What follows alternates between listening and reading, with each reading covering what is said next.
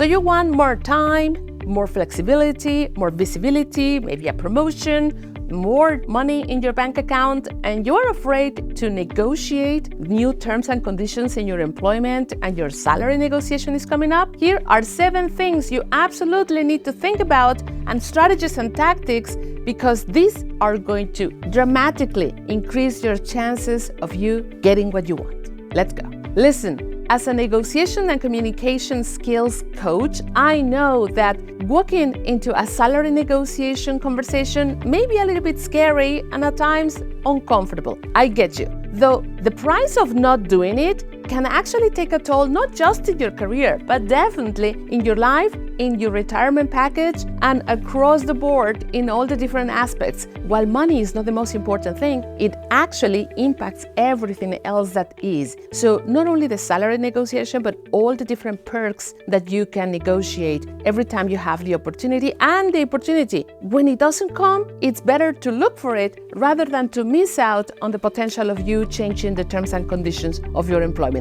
So here are 7 tactics that are going to get you closer to what you want to get in that negotiation. Number 1, do your research. Yes, you do your homework. What you want to do is to get to a range of the value of the salary that you're looking for. For example, whether it's in your company or whether it's across the board. And also, you want to get samples of different benchmarking fields, right? And for women, I totally advise you to gather information also from men, because sometimes I see a lot of us women, we do the benchmarking with our colleagues and our friends. Many of us are women, and what I would like to encourage you to do is also to include female and male allies who have your interest at heart and that you definitely trust. There you go. So that you do number 1. Number 2, know your worth. Yes, because I always say, if you don't know your worth, the world will decide it. So you need to be able to express the value that you add in a concrete, confident manner to any possible employer or to your manager for that matter, in terms of your skills, competences, and experience.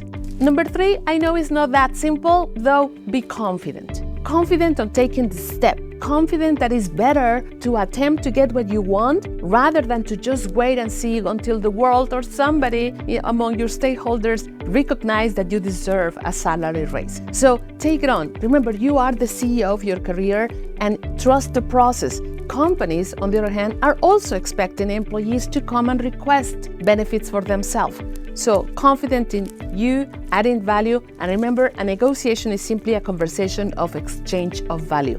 It's not a conflict. Number 4, use scripts and rehearse. I know not everyone feels so at ease expressing what they need on the go. So you want to rehearse at least 2 or 3 times. Alone, you might want to record yourself or with somebody that you trust for you to get and gather feedback. There are a lot of tools out there that can help you with that, but it's important to articulate it before you get to that room and have that salary conversation. My advice is negotiate multiple components as a bundle. You need to know which out of those components is a no-negotiable, is the one thing that you absolutely need and want to get. And then there are other things you want to negotiate, but you need to have this very clear before you walk into that room. So definitely bundles are better rather than negotiating isolated items in different times.